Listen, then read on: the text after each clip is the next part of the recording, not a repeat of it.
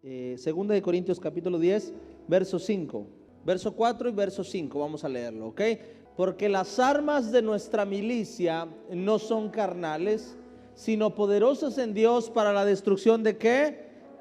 Diga conmigo, de fortalezas, derribando argumentos y toda altivez que se levanta contra el conocimiento de Dios, y llevando cautivo todo pensamiento, diga conmigo, todo pensamiento, a la obediencia a Cristo, en el nombre de Jesús. Pero el siguiente enemigo de la fe es la indignación. Diga conmigo, la indignación o el sentirse indigno. El sentirse indigno es uno de los asesinos de la fe. Es una de las cosas que matan nuestra fe. De hecho, muchos de nosotros tardamos en llegar a la iglesia o a Cristo porque nos sentimos indignos. Sentirse indigno es sentir que tú no necesitas o que tú no mereces tal cosa. Muchos de nosotros actuamos de esta manera, nos sentimos indignos, y eso nos llevó a tardar en entregarnos o rendirnos a Dios. Yo recuerdo mucho que cuando nosotros nos convertimos a Cristo, me convertí yo, mi mamá, en ese orden, yo, mi mamá, mis hermanos Junior y Cintia, después Yaya, y al último mi papá. Y mi papá era como, su pensamiento era que vayan, que mi familia vaya. Y su pensamiento era, yo no necesito eso, pero de otra forma, lo disfrazaba de esta manera. Él lo decía, que vayan ellos. Yo no le hago daño a nadie, decía él. Yo no voy a la iglesia ni nada, pero soy bueno, decía. Amén. Eso también es sentirse indigno. ¿Ok? Sentir que no mereces eso para ti. Amén. Que lo merecen otros, pero tú no. ¿Ok? Hasta que después él llegó al conocimiento de Dios y entendió que él también merecía o necesitaba acercarse a Jesús. Amén. Este enemigo es un enemigo muy fuerte porque opera de diferentes formas o nos hace sentir indignos de diferentes maneras. Escucha.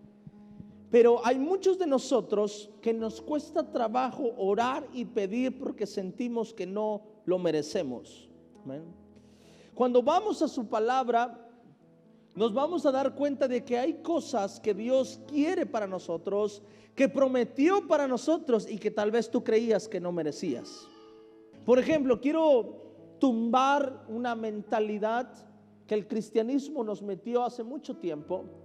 No voy a hablar de eso, pero quiero darte un ejemplo de cómo a veces nos sentimos indignos de muchas cosas. Pero yo recuerdo que cuando yo estaba más joven, escuchaba o se hablaba de la humildad, y cuando hablabas de la humildad lo relacionabas a pobreza.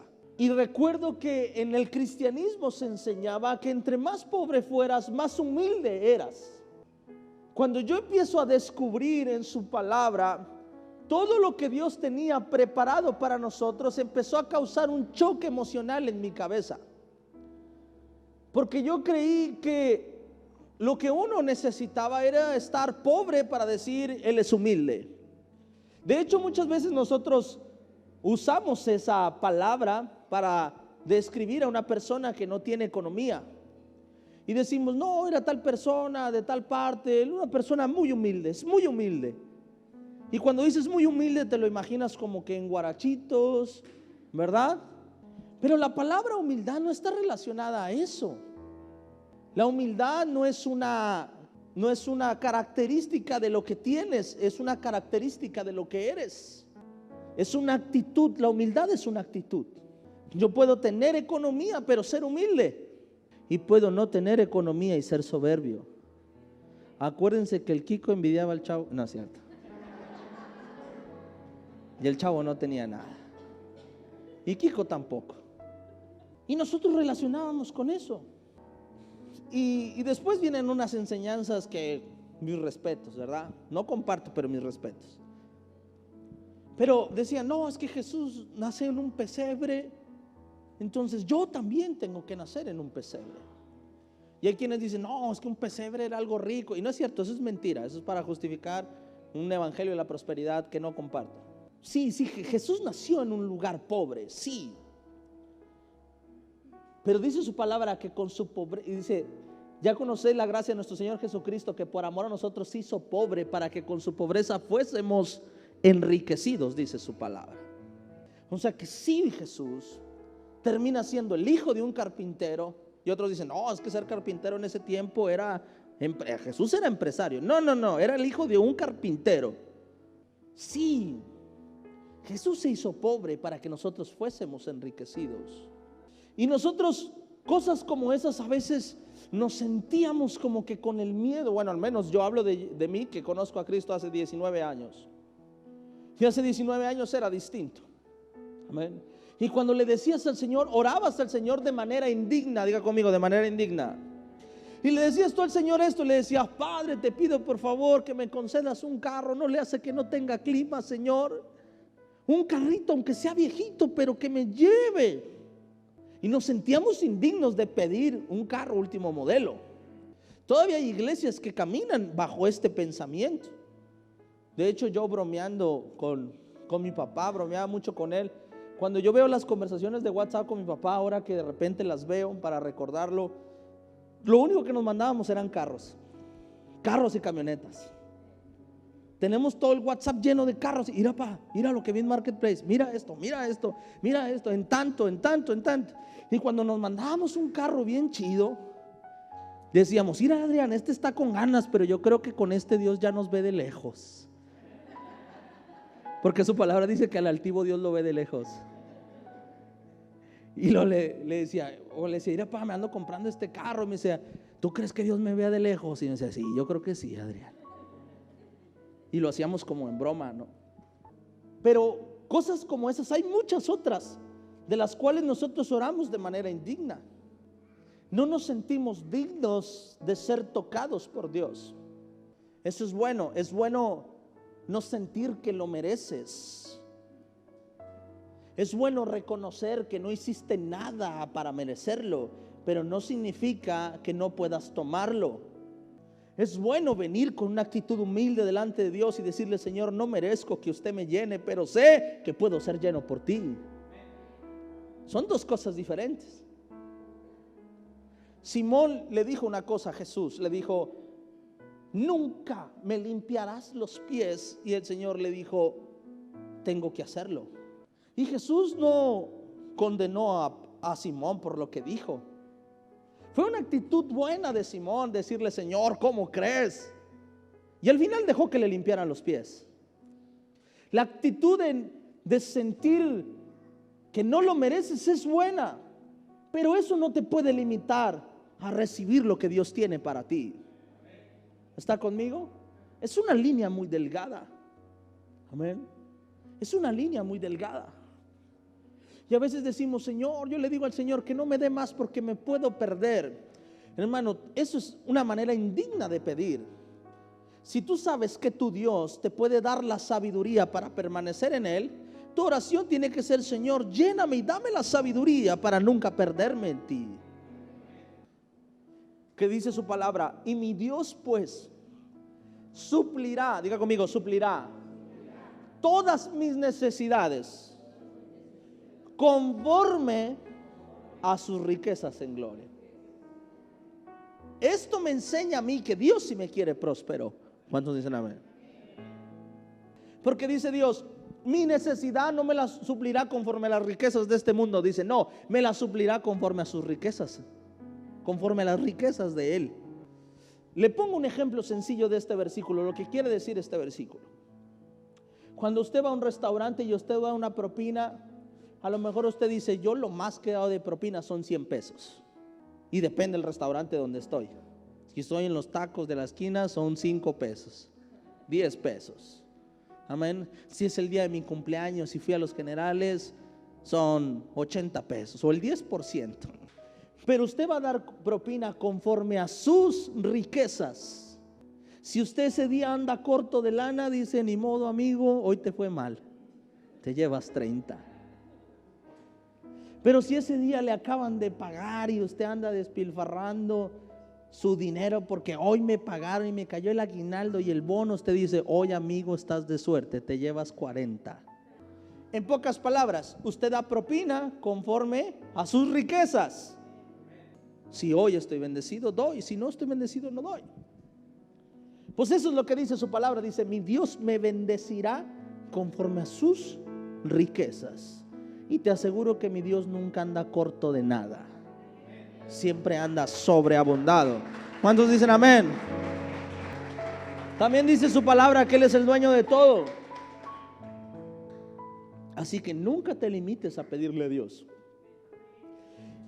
Y entonces el sentirse indigno muchas veces es un enemigo de la fe, porque hay muchas cosas que tú anhelas, que tú quisieras, pero sientes que no las mereces y por eso no se lo pides a Dios. Pero su palabra dice que lo que creemos es lo que recibimos. Una persona altiva es una persona que cree que su pensamiento es mayor que el pensamiento de Dios. Una persona altiva de pensamiento es una persona que piensa por ti. Recuerda una cosa, dice, nuestro pensamiento, nuestra lucha no es carnal. Dice, nuestra lucha no es de cuerpo a cuerpo, de hombro a hombro. Nuestra lucha es espiritual, derribando argumentos, llevando el pensamiento a la obediencia a Cristo, dice su palabra. Amén. En pocas palabras, que si tú te sientes indigno, vas a tener que derribar el argumento que te pone altivo al conocimiento de Dios. En pocas palabras, derriba todo argumento que te hace pensar por Dios. A lo mejor usted dice, yo no merezco ser sano, pero cuando voy a su palabra descubro si Dios quiere que yo sea sano o no sea sano. Entonces, si voy a su palabra y entiendo lo que Dios quiere decirme, yo no puedo pensar por Dios y decirle, a lo mejor el Señor no me quiere sanar. Eso es altivez contra el conocimiento de Dios. Hay ocasiones que hemos hecho catafixias a Dios y le hemos dicho, Señor, bueno, si no me quieres bendecir a mí, pero bendice. Y dice Dios, ¿quién dice que no te quiero bendecir a ti? Señor, si tú no me quieres levantar, mira, muchas veces esto pasa mucho en los papás y decimos, Señor, si ya no hay nada para mí está bien, pero con que levantes el ministerio de mis hijos. Y dice Dios, ¿por qué? ¿Por qué piensas por mí? Hace tiempo me decía una persona, me decía, pastor, es que a lo mejor yo me siento viejo, siento que mi época ya pasó para servir al Señor. Yo le digo al Señor, Señor, mira, yo ya a lo mejor ya estoy viejo y a lo mejor ya no hay planes para mí, pero te pido por mis hijos. Eso es sentirse indigno. Y el sentirse indigno me va a llevar a pedir cosas que Dios no quiere que pidamos. El sentirme indigno me va a llevar a pedirle cosas a Dios que dice, hijo, estás pidiendo muy poco. Cuando yo inicié la iglesia, yo le dije al Señor esto, le pedí esto. Yo le pedí al Señor con cero indignación. Cuando empecé la iglesia le dije, Señor, si me vas a llevar a pastorear una iglesia de 30 personas, mejor paso, le dije al Señor. Yo gano más almas evangelizando, así que prefiero, dime en qué iglesia voy y ahí meto todas las almas. Si me vas a llamar a pastorear, le dije al Señor, dame una visión grande. Ayúdame a ganar almas para ti. Tener una iglesia grande. Y eso fue lo que yo le pedí al Señor. Te soy sincero, no era digno de eso.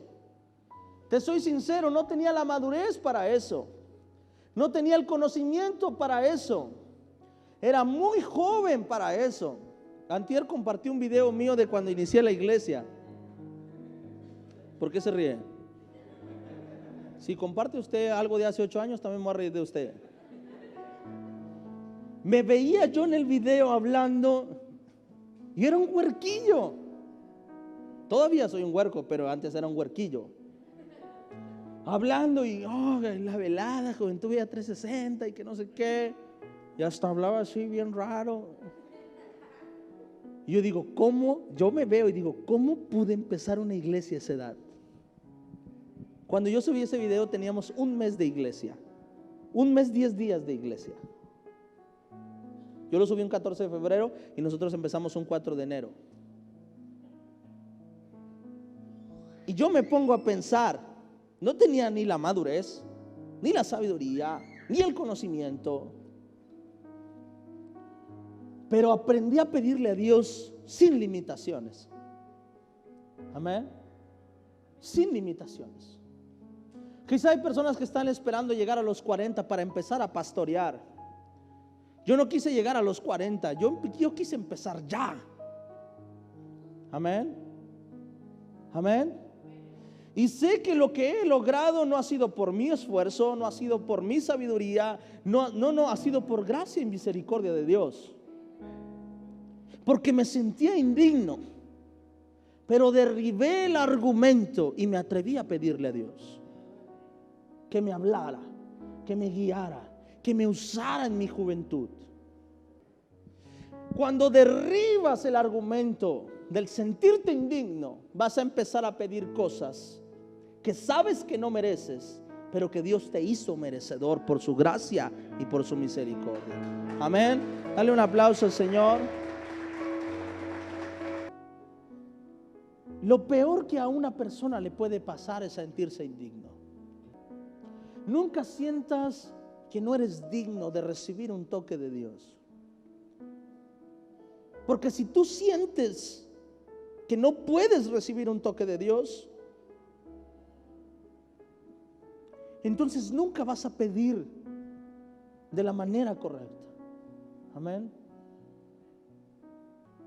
Hay ocasiones que vas a pecar, te vas a equivocar, vas a cometer errores, y el enemigo va a venir a tu vida y va a empezar a meter pensamientos para que te sientas indigno,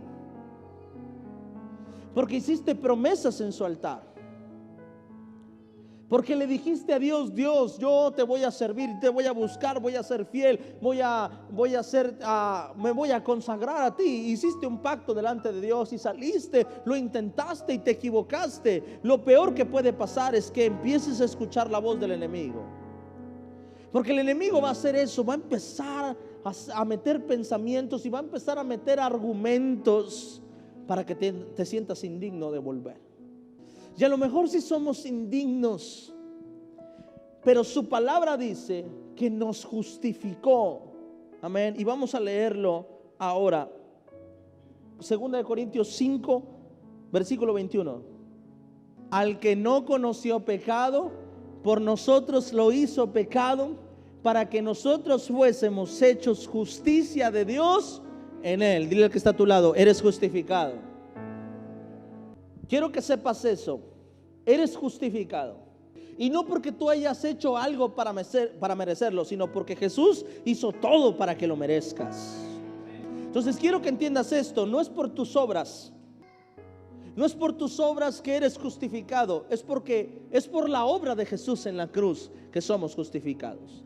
Nada de lo que hagamos en este mundo justifica nuestro pecado. Nada de lo que hagamos nosotros. Solamente uno pudo habernos justificado, y ese fue Jesús. Entonces venimos a su altar no por lo que somos, no es por nuestra consagración, no es por nuestra santidad, no es por lo que damos, no es por lo que hacemos, no es por lo que predicamos. No, venimos a su altar por lo que Jesús hizo hace más de 2000 años. Por eso venimos a su altar. Amén. Amén. Por eso venimos a su altar. Entonces, quiero que entiendas algo. Cuando veas una persona que se equivoca allá afuera y viene a un altar, no lo juzgues, porque él no hizo nada para merecerlo como tú. El que lo hizo fue Jesús. Usted tiene acceso a la iglesia por algo que se hizo, y no fue usted, ni fui yo, fue Jesús. Jesús lo justificó en la cruz. Esto es una historia que Jesús inventó. Esto no pasó. Mira que está a su lado, esto no pasó. Y dice, si Lucas capítulo 15 versículo número 11 dice: también dijo, un hombre tenía 2 hijos, verso número 2.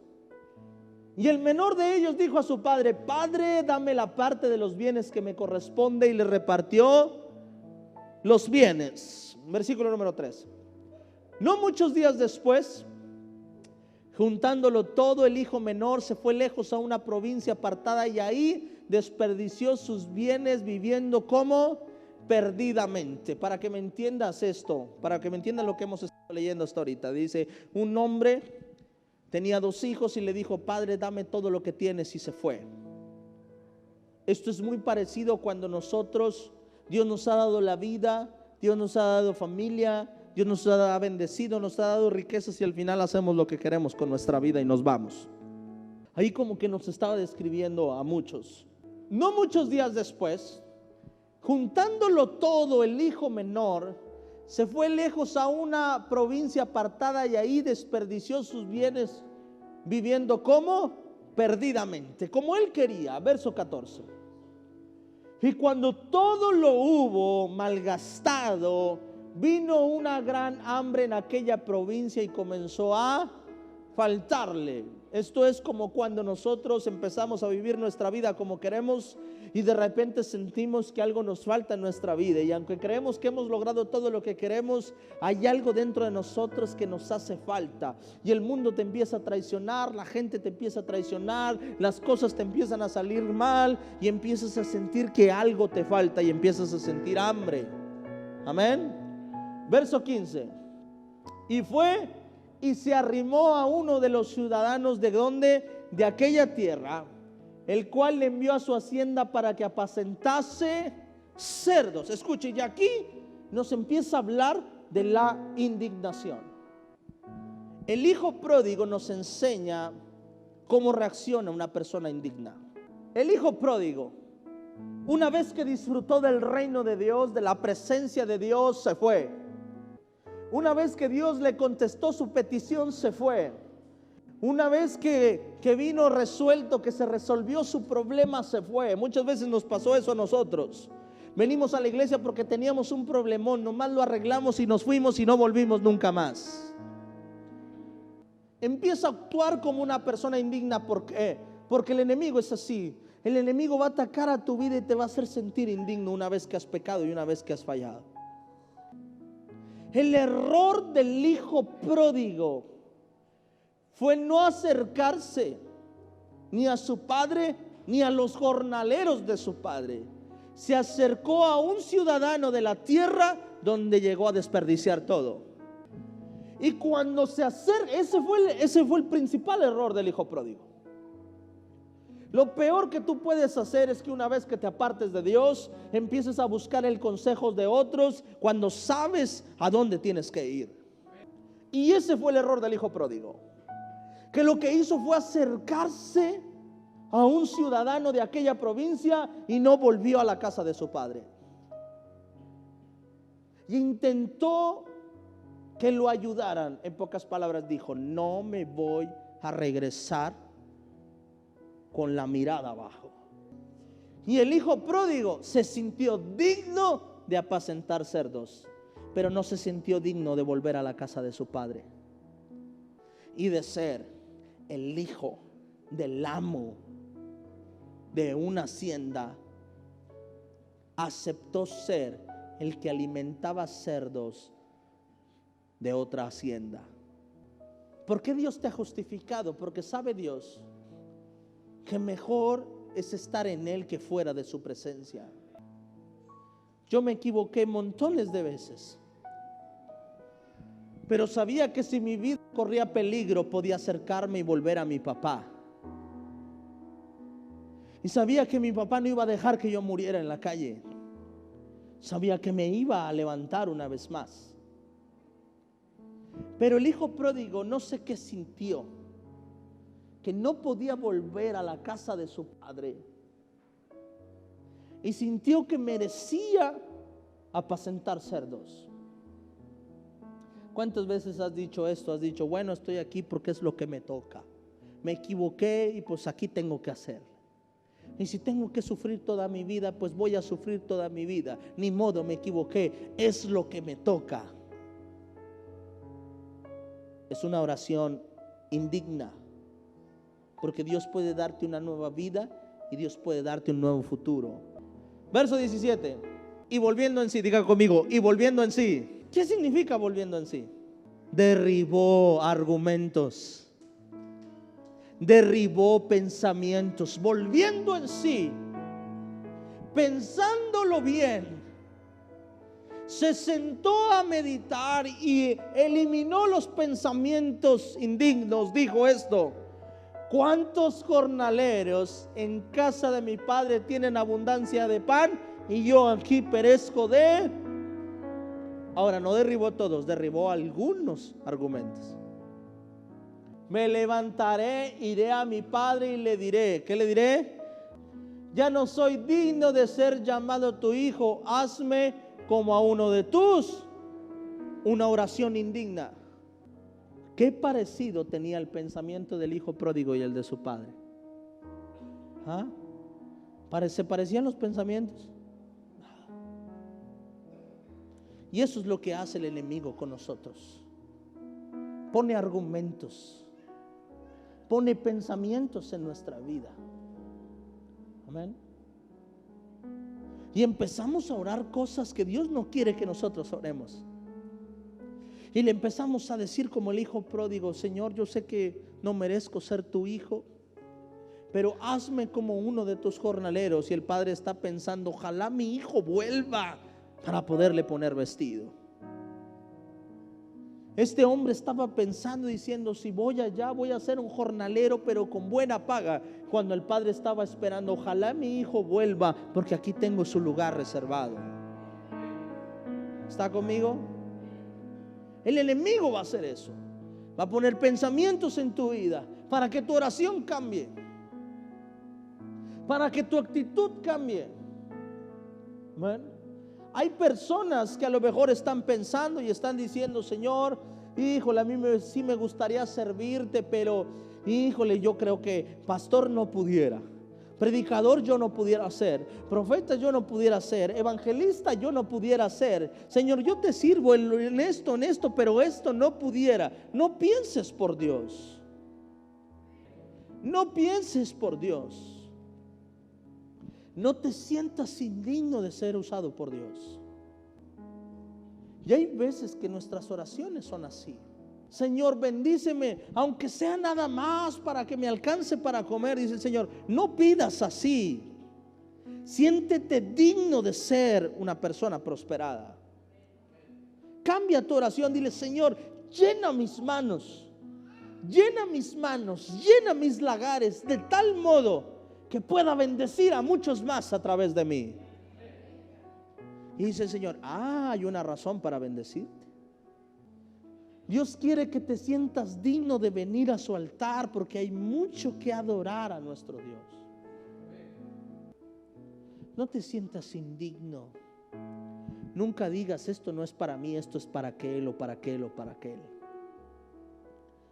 Nunca te sientas indigno de ser usado por Dios. Nunca te sientas indigno de pedirle algo a Dios. Así es Dios. No te sientas indigno de pedir. No te sientas indigno de orar. No creas que Dios ya no puede restaurar tu vida.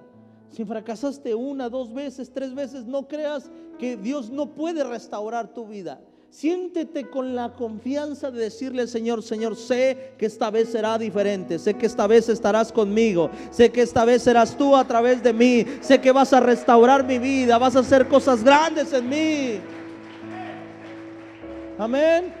No te sientas indigno de pedir. Amén. Si has batallado toda tu vida, no te sientas indigno de prepararte para un mejor futuro. Si te has equivocado muchas veces, no te sientas indigno de ahora servirle a Dios. Y no pienses en qué va a decir la gente. Mira todo lo que era, ahora sí muy cristianito. Y tú le puedes decir: yo también sentía lo mismo, pero sabes, entendí que su palabra no tengo que hacer nada para merecerlo. Jesús ya lo hizo hace más de 2000 años y es por su gracia que estoy aquí. Es su gracia la que me levantó, es su gracia la que me restauró. Te digo algo: no he hecho nada para yo poder estar aquí. No merezco estar aquí. No merezco la esposa que tengo. No merezco los hijos que tengo. No merezco la familia que tengo. No merezco el techo que tengo. No lo merezco yo por mis méritos, pero sí por gracia y misericordia de Dios. Y sabes, estoy abierto a todo lo que Dios me quiera dar, porque sé que no se trata de mí, sé que se trata de Él. Algo que yo siempre digo, que a mí no me costó ver a Dios como padre, porque mi padre fue un gran ejemplo para mí de padre. Y yo entendí quién era Dios a través de mi padre. Y yo le preguntaba, yo le decía, papá, ¿por qué me ayudas tanto? Digo, hijo, porque cuando yo era joven era pobre. Y un día Dios me bendijo, no supe ni por qué, pero a Él le plació bendecirme. Yo no merezco lo que tengo. Así que no tienes que hacer nada para merecer mi bendición, porque Dios me ha bendecido a mí y ni me lo merezco. Dios se alegra cuando ve hijos que sienten que no merecen lo que tienen, porque el que merece lo que tiene retiene más de lo que es justo. Pero el que siente que no merece lo que tiene, que ha sido por su gracia y por su misericordia, que a la hora que quiere Dios nos deja inválidos y dejamos de trabajar para siempre. A la hora que quiere Dios nos cierra el negocio, el trabajo, lo que tengamos, nos cierra la fuente y se acabó. Y por mucho que te esfuerces, nada va a prosperar en tu vida.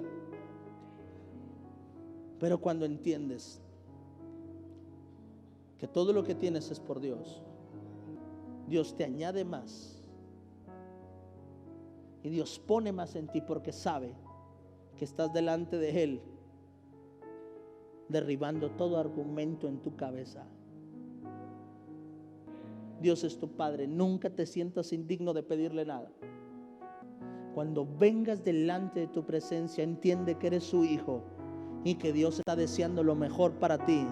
Y Dios está deseando que te sirvas de la mesa, que te sientes a la mesa, que Dios quiera hacer milagros sobre tu vida, sobre tu casa y sobre tu familia, en el nombre poderoso de Cristo Jesús.